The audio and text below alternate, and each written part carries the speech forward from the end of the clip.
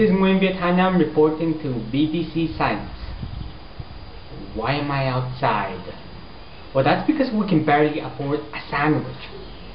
Well, anyways, for science today, we're going to learn about continental drift, seafloor spreading, and plate tectonics.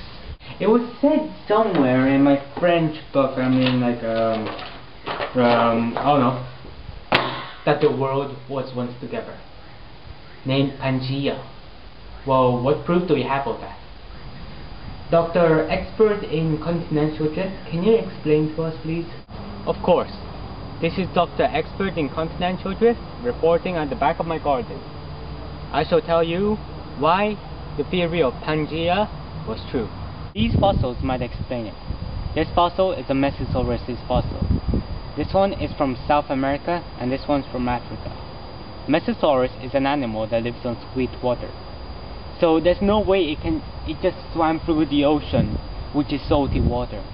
And there's no way there's two Mesosauruses which is the same kind on two different areas because of the climate. So that proves that Pangea once existed. Of course, there's a lot more examples why Pangea existed, like plants, cliffs, rocks, fossils, etc.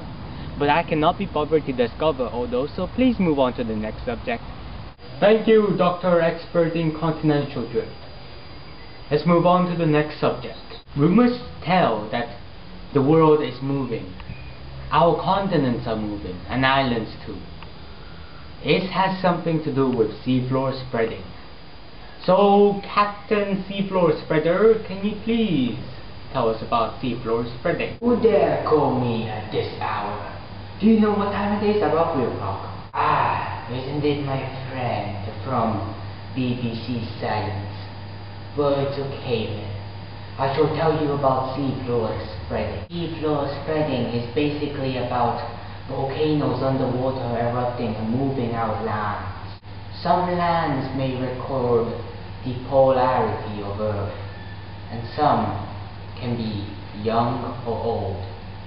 The closest to the edge of the volcano is the youngest, since it just came out. The oldest is the furthest away. And because every year there's a new young rock coming from underground, it pushes every single thing aside. So imagine if Canada's here, it can push that away to the other side, or it can pull something back. Well, on the other side and pushed over. That's basically it, I think.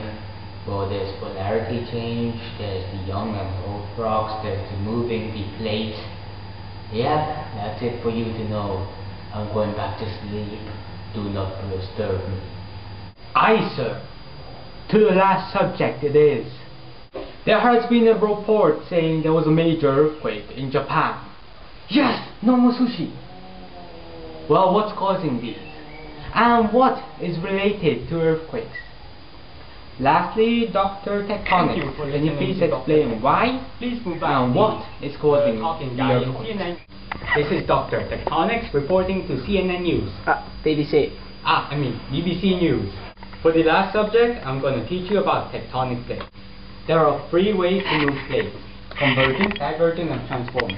Convergence is when plates move together, divergent is when they move apart, and transform is when they just smash into each other side by side. When the plates move together, they are called convergent, and they either form mountains or volcanoes. When divergence happens, they either form crates, lands moving apart, or there could be an earthquake. And when transform happens, the continents move apart, or other land masses. This is Africa, well, a very crappy one, and this could be a new Africa when transform happens. But of course, an average movement of a plate is 1.12 centimeters per year, so it's not going to move very fast. So if Africa was like this right now, in a billion years it will change. You won't be able to see it. Thank you for listening to Dr. Tectonics. Please move back to the talking guy in CNN News. BBC. Thank you, Dr. Tectonics, for your contribution. Well, that's it for BBC Science, people, and that's it for me. I'm looking for another job. Main thing is, I hope you enjoyed the film, and I hope you learned something. Please enjoy the other projects. I know it's not going to be as good as mine, but show some respect. I'm off.